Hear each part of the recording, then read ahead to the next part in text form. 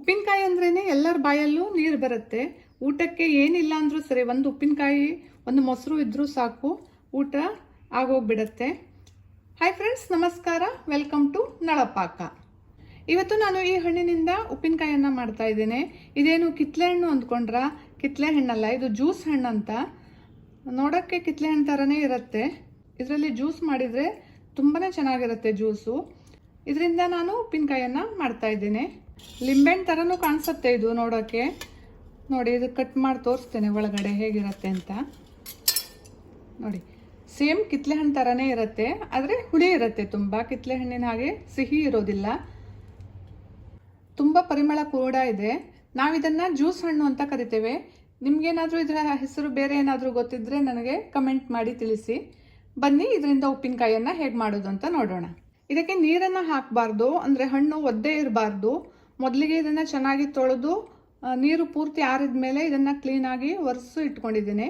ಈಗ ಇದನ್ನು ನಾನು ಚಿಕ್ಕದಾಗಿ ಹೆಚ್ಚಿಕೊಳ್ತೇನೆ.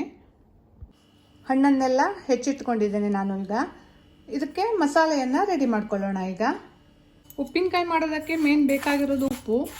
ನಾನಿಲ್ಲಿ ಕಲ್ಲುಪ್ಪನ್ನು ತೊಗೊಂಡಿದ್ದೇನೆ. ಇದನ್ನು ಹುರ್ಕೊಳ್ತೇನೆ. ಹಾಗೆ ಕೂಡ ಹಾಕ್ಬೋದು, ಆದರೆ ಉಪ್ಪಿನಕಾಯಿ ತುಂಬ ದಿನ ಇರಲ್ಲ, ಕೆಟ್ಟೋಗ್ಬಿಡತ್ತೆ. ಉಪ್ಪನ್ನು ಹುರಿದು ಹಾಕೋದ್ರಿಂದ ಉಪ್ಪಿನಕಾಯಿ ತುಂಬ ದಿನ ಬಾಳಿಕೆ ಬರುತ್ತೆ. ಹಾಗಾಗಿ ಉಪ್ಪನ್ನು ಚೆನ್ನಾಗಿ ಹುರ್ಕೊಳ್ತೇನೆ. ಉಪ್ಪಿನಲ್ಲಿರುವಂತಹ ನೀರಿನ ಅಂಶ ಎಲ್ಲ ಸ್ವಲ್ಪ ಡ್ರೈ ಆಗಬೇಕು, ಅಲ್ಲಿ ತನಕ ಇದನ್ನು ಚೆನ್ನಾಗಿ ಹುರ್ಕೊಳ್ಬೇಕು. ನೋಡಿ, ಉಪ್ಪು ಹುರ್ಕೊಂಡಿದ್ದಾಗಿದೆ. ಇಷ್ಟಾದರೆ ಸಾಕು. ಈಗ ಇದನ್ನು ಆರ್ಲಿಕ್ಕೆ ಬಿಡ್ತೇನೆ. ಇದು ಪೂರ್ತಿಯಾಗಿ ತಣ್ಣಗಾಗಬೇಕು. ಇನ್ನೊಂದು ಬಾಣಲೆಯನ್ನು ಇಟ್ಟು ಅದಕ್ಕೆ ಒಂದು 5-6 ಸ್ಪೂನಷ್ಟು ಜೀರಿಗೆಯನ್ನು ಹಾಕ್ಕೊಂಡಿದ್ದೇನೆ. ಜೀರಿಗೆಯನ್ನು ಚೆನ್ನಾಗಿ ಹುರ್ಕೊಳ್ತೇನೆ. ಮೇನಾಗಿ ಉಪ್ಪಿನಕಾಯಿ ಮಾಡುವಾಗ ಯಾವುದೇ ಪಾತ್ರೆಗೂ ನೀರಿನ ಅಂಶ ಇರಬಾರ್ದು. ನಾವು ಬಳಸುವಂತಹ ಯಾವುದೇ ಪಾತ್ರೆಗೂ ಅಥವಾ ಹಾಕಿಡುವಂತಹ ಜಾರ್ಗಳಿಗೂ ಸಹ ನೀರಿನ ಅಂಶ ಇರಬಾರ್ದು. ನೀರಿನ ಅಂಶ ಇದ್ದರೆ ಉಪ್ಪಿನಕಾಯಿ ಬೇಗ ಹಾಳಾಗುತ್ತೆ. ಈಗ ಜೀರಿಗೆ ಚೆನ್ನಾಗಿ ಹುರಿದಿದೆ. ಈಗ ಇದನ್ನು ಒಂದು ತಟ್ಟೆಗೆ ಎತ್ತಿಟ್ಕೊಳ್ತೇನೆ. ಹಾಗೆ ಒಂದು 5-6 ಟೀ ಸ್ಪೂನ್ ಆಗುವಷ್ಟು ಸಾಸಿವೆಯನ್ನು ಹಾಕ್ಕೊಳ್ತೇನೆ. ಸಾಸಿವೆಯನ್ನು ಸಹ ಚೆನ್ನಾಗಿ ಹುರ್ಕೊಳ್ಬೇಕು. ಸಾಸಿವೆ ಬೇಗ ಹುರಿಯುತ್ತೆ, ಸ್ವಲ್ಪ ಚಟಪಟ ಅಂದರೆ ಸಾಕು. ಸಾಸಿವೆ ಸಹ ಹುರಿದಿದೆ. ಈಗ ಇದನ್ನು ಸಹ ತಟ್ಟೆಗೆ ಎತ್ತಿಟ್ಕೊಳ್ತೇನೆ. ಹಾಗೆ 1-2 ಟೀ ಸ್ಪೂನ್ ಆಗುವಷ್ಟು ಮೆಂತೆಯನ್ನು ಹಾಕ್ತಾ ಇದ್ದೇನೆ.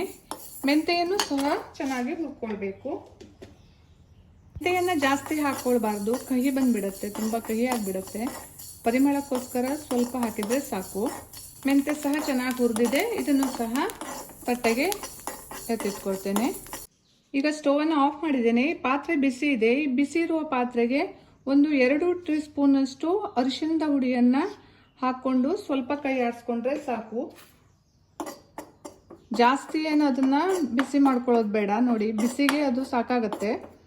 ಇಷ್ಟು ಮಾಡಿಕೊಂಡ್ರೆ ಸಾಕು. ಇದನ್ನು ಸಹ ಈ ಮಸಾಲೆಗೆ ಸೇರಿಸ್ಕೊಳ್ತೇನೆ.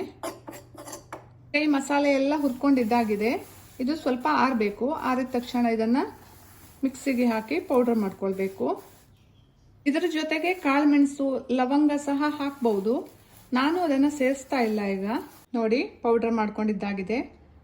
ತುಂಬ ನುಣ್ಣಗೆ ಇದು ಪೌಡರ್ ಆಗಿದೆ.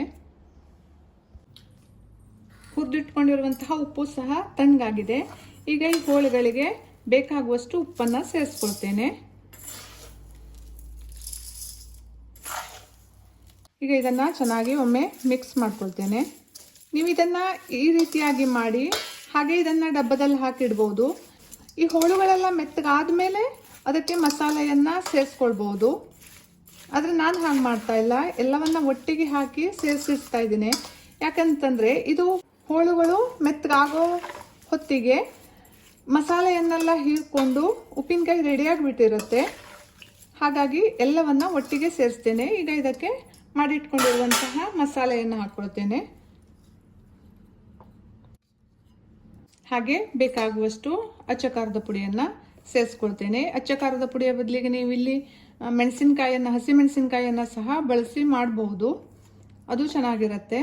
ಆ ಥರದಲ್ಲಿ ಮಾಡುವಂತಹ ಉಪ್ಪಿನಕಾಯಿಯನ್ನು ನಾನು ಮುಂದಿನ ವಿಡಿಯೋಗಳಲ್ಲಿ ತೋರಿಸ್ತೇನೆ. ಈಗ ಇದನ್ನು ಚೆನ್ನಾಗಿ ಮಿಕ್ಸ್ ಮಾಡ್ಕೊಳ್ಬೇಕು.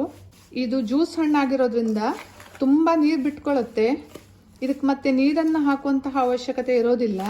ತುಂಬಾ ನೀರು ಬಿಡ್ತಾ ಇದೆ ನೋಡಿ, ರಸ ತುಂಬ ಇದೆ ಇದರಲ್ಲಿ. ಯಾವುದೇ ಉಪ್ಪಿನಕಾಯಿಗಾದರೂ ಹಾಗೆ ನೀರನ್ನು ಹಾಕಬಾರ್ದು, ಉಪ್ಪಿನಕಾಯಿ ಬೇಗ ಹಾಳಾಗತ್ತೆ.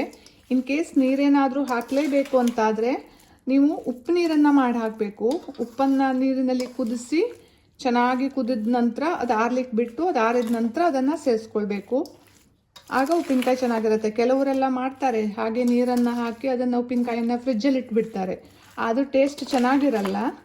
ಈ ಥರ ಮಾಡಿಟ್ರೆ 1 ವರ್ಷ ನೀವು ಇಟ್ಟು ನೋಡಿ, ಸ್ವಲ್ಪನೂ ಹಾಳಾಗಲ್ಲ, ಟೇಸ್ಟು ಕೂಡ ಚೆನ್ನಾಗಿರುತ್ತೆ. ಚೆನ್ನಾಗಿ ಮಿಕ್ಸ್ ಮಾಡ್ಕೊಂಡಿದ್ದಾಗಿದೆ. ಈಗ ಇದಕ್ಕೆ ಒಂದು ಒಗ್ಗರಣೆಯನ್ನು ಮಾಡ್ಕೊಳ್ಬೇಕು. ಒಗ್ಗರಣೆಗೆ ತೆಂಗಿನೆಣ್ಣೆಯನ್ನು ಹಾಕ್ತಾ ಇದ್ದೇನೆ ನಾನಿಲ್ಲಿ, ಕೊಬ್ಬರಿ ಎಣ್ಣೆ, ಸಾಸಿವೆ ಎಣ್ಣೆ ಸಹ ಬಳಸ್ಬಹುದು. ಎಣ್ಣೆ ಸ್ವಲ್ಪ ಜಾಸ್ತಿ ಬೇಕು. ಒಗ್ಗರಣೆಯನ್ನು ಉಪ್ಪಿನಕಾಯಿ ರೆಡಿ ಆದಮೇಲೆ, ಅಂದರೆ 1 ವಾರ ಆದ ನಂತರ ಈ ಹೋಳುಗಳೆಲ್ಲ ಮೆತ್ತಗಾಗತ್ತಲ್ಲ, ತಿನ್ನೋಕೆ ರೆಡಿ ಆಗುತ್ತೆ, ಆಗ ಸಹ ಒಗ್ಗರಣೆಯನ್ನು ಹಾಕ್ಕೊಳ್ಬೋದು. ನಾನು ಈಗಲೇ ಹಾಕಿಟ್ಬಿಡ್ತೇನೆ, ಎಲ್ಲವೂ ಚೆನ್ನಾಗಿ ಹೀರ್ಕೊಳ್ಳುತ್ತೆ ಹೋಳುಗಳು. ಉಪ್ಪಿನಕಾಯಿ ಟೇಸ್ಟ್ ತುಂಬ ಚೆನ್ನಾಗಿ ಬರುತ್ತೆ. ಈಗ ಎಣ್ಣೆ ಬಿಸಿಯಾಗಿದೆ, ಇದಕ್ಕೆ ಒಂದು ಅರ್ಧ ಟೀ ಸ್ಪೂನಷ್ಟು ಮೆಂತೆಯನ್ನು ಹಾಕ್ತಾ ಇದ್ದೇನೆ.